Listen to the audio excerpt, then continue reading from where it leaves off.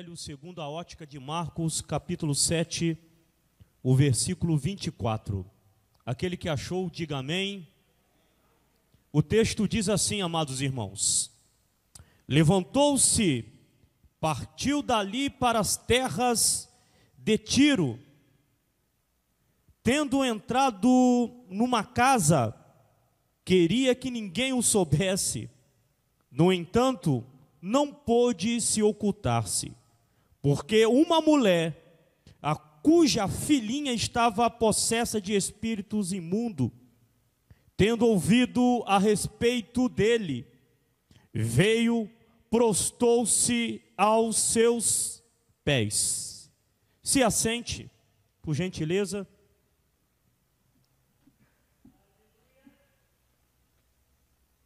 É impressionante, irmãos, quando começamos a meditar nos evangelhos de Cristo, sobre o ministério do nosso Senhor. Esse texto é um texto muito interessante.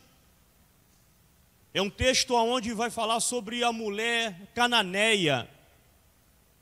Há dois textos que destacam essa passagem. O Evangelho segundo a ótica de Marcos e o Evangelho segundo a ótica de Mateus vai apresentar essa passagem. Note que o texto, através do evangelista Marcos, ele vai nos trazer aqui uma informação sobre o ministério de Jesus. Jesus vai se retirar para um período, entre aspas, de descanso. E o texto diz que ele vai relatar aos seus discípulos que estão acompanhando ele nessa caminhada, para não informar que ele estava naquela casa para um descanso, para que ninguém soubesse. Porém, o texto vai aplicar e vai nos dizer de uma maneira simples, de uma maneira objetiva, que uma mulher cananeia vai aparecer no enredo dessa história. É interessante destacar porque tanto Marcos quanto o evangelista Mateus vai nos destacar que ela é da região de Tiro.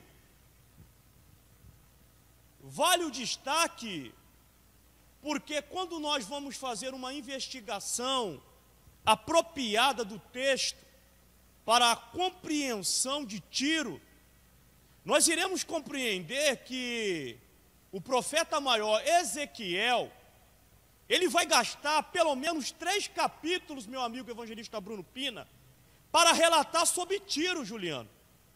Ele vai utilizar o capítulo 26, o capítulo 27 e o capítulo 28 para relatar sobre Tiro. São informações preciosas para compreender o valor de Tiro no Antigo Testamento. O seu valor daquilo que era valioso para o mundo antigo, pelas suas navegações. E nós iremos compreender que quando nós lemos o 6º livro da Bíblia Sagrada, o livro de Josué, nós iremos compreender que este povo de Tiro, o povo cananeu, ele já é um povo que vem trazendo algumas dificuldades para a nação de Israel. A terra que mana leite e mel, prometida para Abraão, prometida para Isaac e para Jacó, ela foi muito disputada. Ela foi disputada por sangue. E os cananeus, eles sempre dificultaram a vida da nação de Israel. O cume, o declínio maior espiritual, nós vamos encontrar nos livros históricos dos reis de Israel, quando houve uma aliança entre a rainha dos fenícios, Jezabel, com o rei Acabe. No livro histórico dos reis de Israel vai nos contar essa história muito bem detalhada e vai nos dizer que foi trocado o Deus de Abraão, o Deus de Isaac e o Deus de Jacó pelo Deus Baal. Foi o declínio máximo deste relacionamento entre os cananeus e os israelitas. Porém, o texto vai aplicar e vai nos dizer que a partir do capítulo 15 e o versículo 21, aplica que Jesus ele vai partir das regiões de Jerusalém e vai se deslocar para as regiões de Tiro e Sidom. Isso os irmãos irão compreender no capítulo 15, no versículo 21. Depois de um embate entre os fariseus e os escribas, querendo saber por que os discípulos de Jesus, na hora da refeição, não lavavam as mãos, eles vão questionar Jesus sobre isso. E Jesus, ele vai aplicar e vai dizer algo que mexe com a minha alma, dizendo: olha, aquilo que contamina o homem não é aquilo que vem de fora para dentro, mas é aquilo que vem de dentro para fora. Jesus vai aplicar isto aos fariseus e os escribas, dizendo: aquilo que contamina o homem é aquilo que sai de dentro para fora. Aonde nasce o adultério dentro da sede das nossas emoções, a alma, a fornicação, a inveja, é isto que contamina o homem. E ele vai partir para as regiões de Tiro e Sidom. Depois você leia com calma o capítulo 15, o versículo 1 até o versículo 20. Vai apresentar essa narrativa e vai nos mostrar agora Jesus chegando na região de Tiro e Sidom. Porém, a Bíblia vai nos destacar que uma mulher cananeia vai interromper o descanso de Jesus. Vai apresentar agora para Jesus a tua dificuldade. E pasme, irmãos, esta mulher vai nos ensinar uma maneira de adorar a Cristo. Porque o texto vai nos apresentar no versículo 22, diz que uma mulher cananeia, que viera daquelas regiões, Tiro e Sidom, ela clamava, dizendo: Senhor. É interessante, pastor Joel, que esta mulher, ela não teve, irmãos, um desenvolvimento genuíno dentro dos moldes judeus. Essa mulher, irmãos, não tinha o mesmo desenvolvimento, conhecimento bíblico para ela expressar e ela clamar dizendo: Senhor. Porque este título, este pronome de tratamento, irmãos, é um pronome de tratamento utilizado e aplicado para expressar a maior forma de adoração que nós podemos aplicar ao nosso Senhor, porque ela está referindo a Jesus o seguinte: que este homem que partiu de Jerusalém, que está chegando agora nas regiões de Tiro, ele é o meu dono absoluto. Ele é soberano. É Ele quem domina algo. Ele é supremo. Ela estava apontando isto para Jesus de Nazaré. Porém, irmãos, grave isso. Dependendo de quem está falando, está se expressando com este título para Jesus de Nazaré, às vezes é muito pouco aplicado, não tem muita serventia, porque é falado às vezes, grave isso, da boca para fora. Por muitas vezes nós vamos trazer o título de Senhor a Jesus, mas nós estamos utilizando da boca para fora. Eu me lembro, no ano de 2014, a nossa antiga presidenta, ela vai estar assumindo a tribuna em uma das maiores igrejas do Brasil. E ela vai pegar o microfone e vai pronunciar: bendito seja a nação cujo Deus é o Senhor. No outro dia, ela estava num centro ou num terreiro, vestida a caráter, e declarando para aquele terreiro, para aquelas entidades, que também aquelas entidades era senhor da vida dela. Dependendo de quem fala, Senhor, é muito vago. Talvez utiliza só no momento de desespero, ou para galinhar ou ganhar algo no momento. Mas esta mulher, ela não.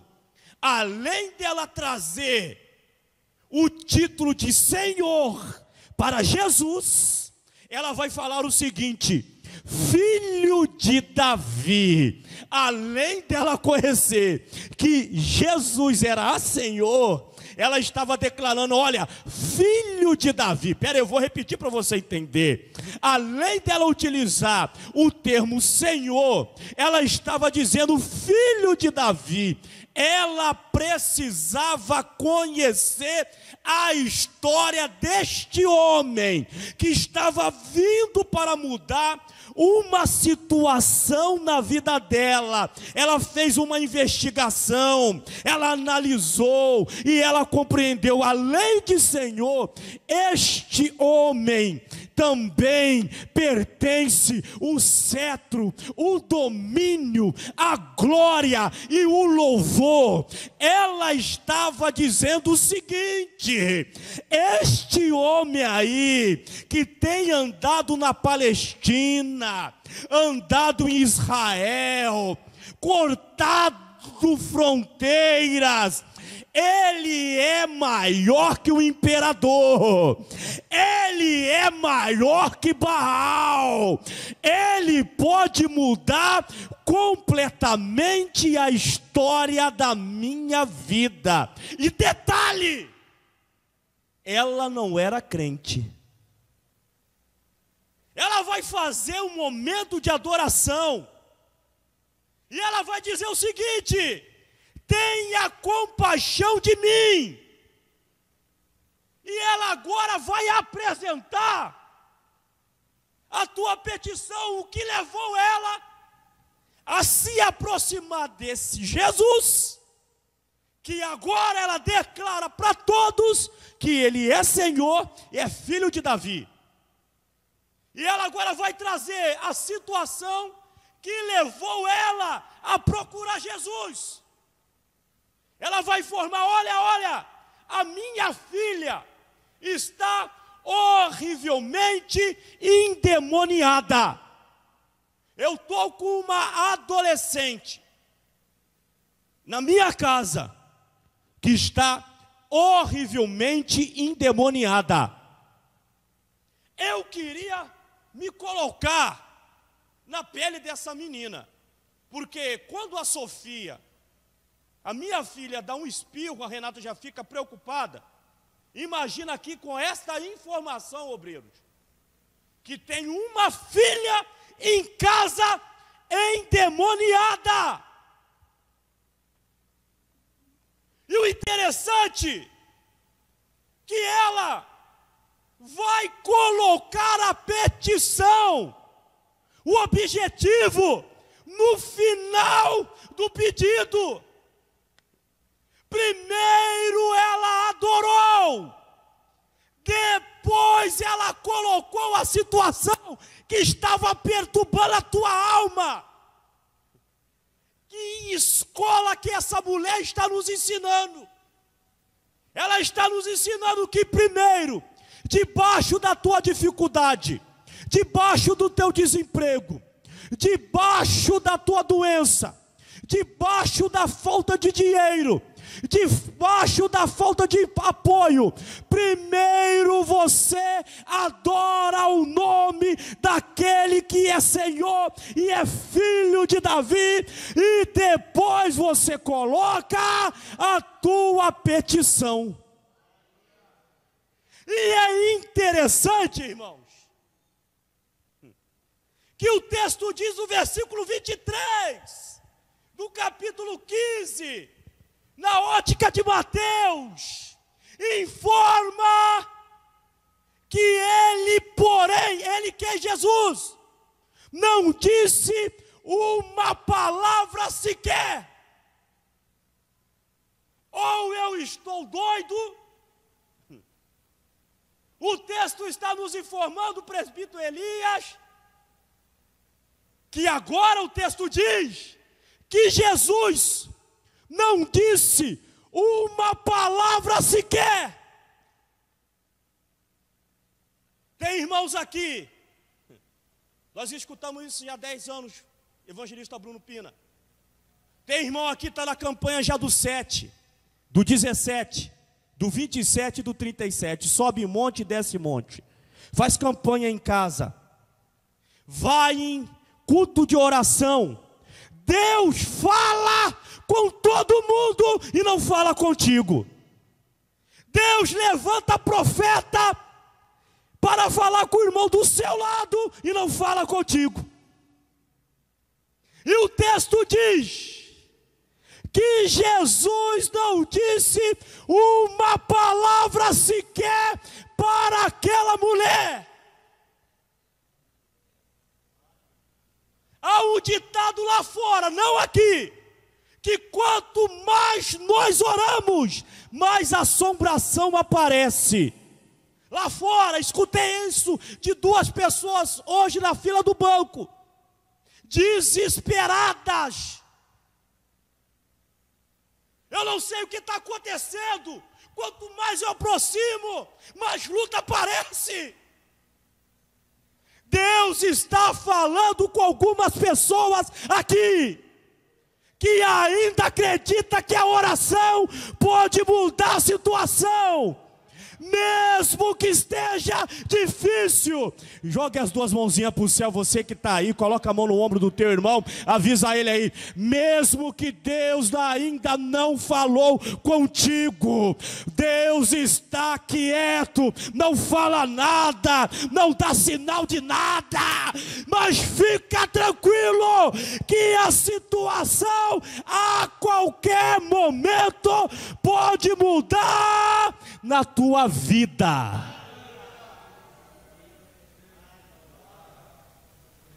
Deixa eu falar algo. Aquilo que está ruim pode piorar. Porque o texto vai nos informar agora. O texto vai informar, vou repetir para você entender. Aquilo que está ruim pode piorar.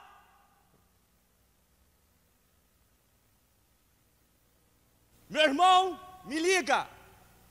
Perdeu o emprego há 2 meses, Bruno. Hoje ele me liga e diz que a geladeira dele queima. Esposa grávida. A prefeitura de Porto Real manda embora a minha cunhada.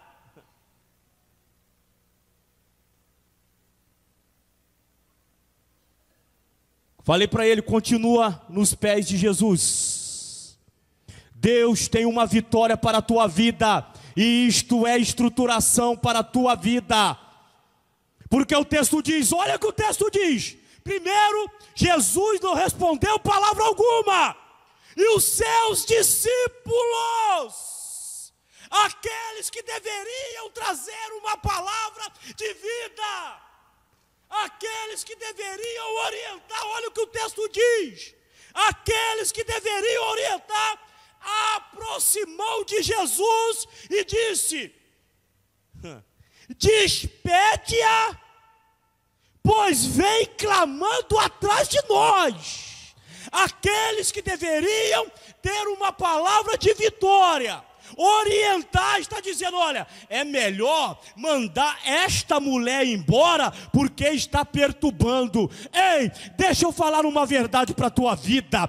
Deus vai levantar pessoas para te aproximar mais de perto de Jesus, porque esta luta, esta dificuldade vai trazer experiência, esperança, garra, para que o nome de Deus venha a ser exaltado na tua vida.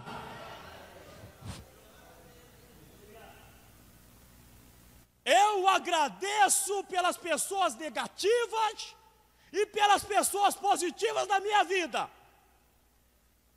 Glorifico pelas mesmas pessoas. E o texto diz: mas Jesus respondeu aos discípulos: não foi enviado senão as ovelhas perdidas da casa de Israel. E o texto vai dizer que agora ela, a mulher cananeia, que viera de Tiro e Sidom, porém veio, o adorou dizendo: socorre-me, Senhor. Ela tinha todo motivo, Juliano, para pegar a tua mochila, pegar a tua bolsa, o teu borná e ir embora para casa, mas ela permaneceu fielmente ao lado de Jesus, porque ela acreditava que qualquer momento a vida dela poderia ser transformada pelo Cristo. E o texto diz que ela adorou. Lá no versículo 26, o texto diz que Jesus agora vai expressar uma verdade para a vida daquela mulher.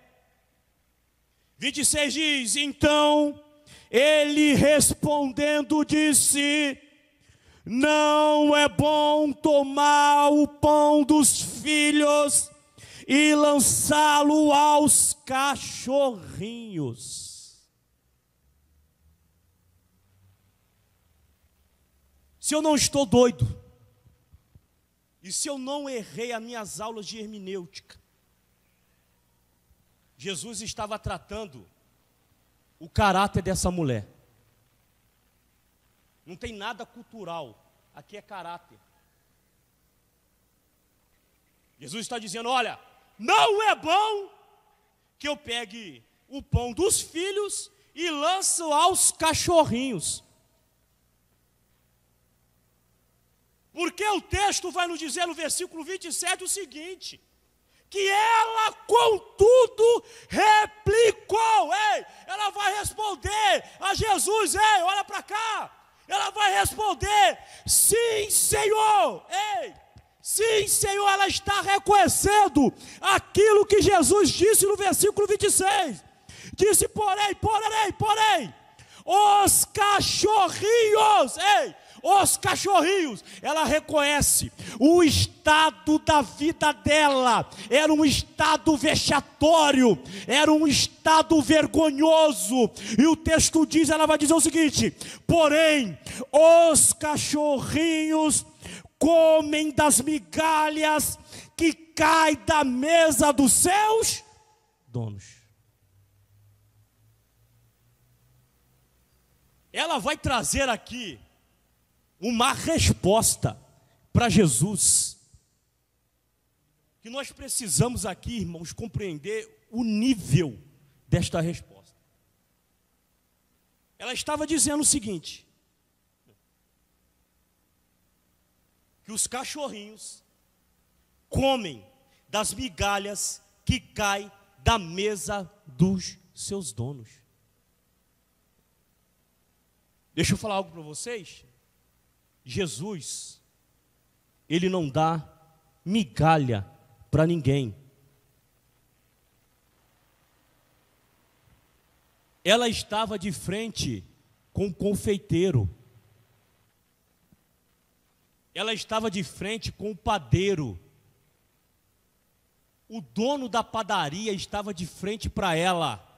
Eu vou repetir para você entender. Já estou chegando no final da mensagem. Ela estava de frente com o dono da padaria. Duas pessoas entenderam. Ela estava de frente com o dono da confeitaria.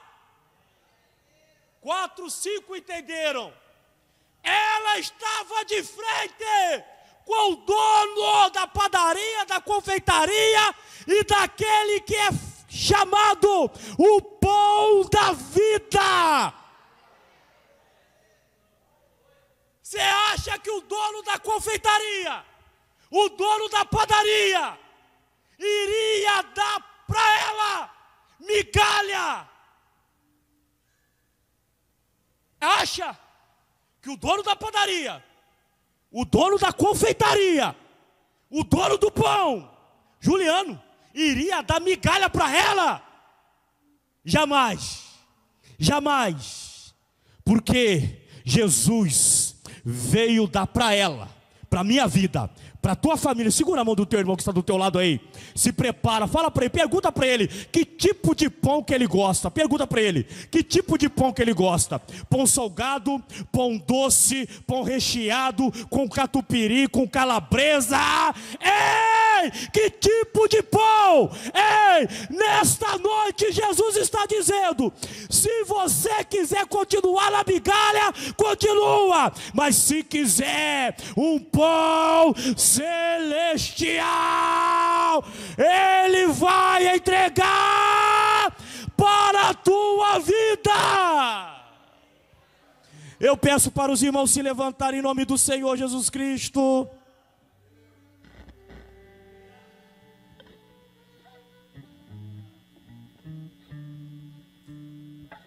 E uma informação fresquinha para os irmãos.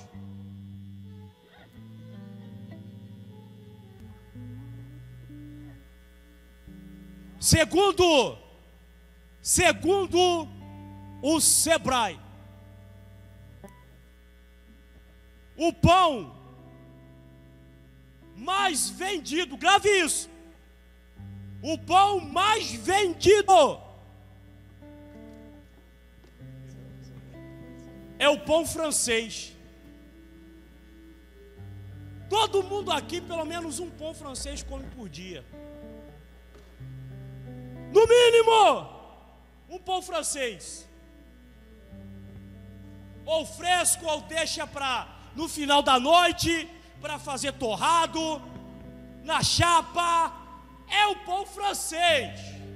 Mas o segundo pão mais vendido, segundo o Sebrae, é o pão chamado sonho. Uma pessoa aqui. Depois do pão francês, o pão mais vendido é o pão chamado sonho. 3, 4, 5 entenderam. depois do pão francês, o pão mais vendido é o pão chamado sonho. Segura a mão do teu irmão aí e avisa a ele: o sonho vai voltar para a tua mesa. O sonho vai voltar para a tua mesa. O sonho vai voltar para a tua mesa.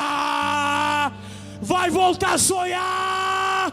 Vai voltar, porque o milagre aconteceu na vida daquela mulher de uma maneira poderosa.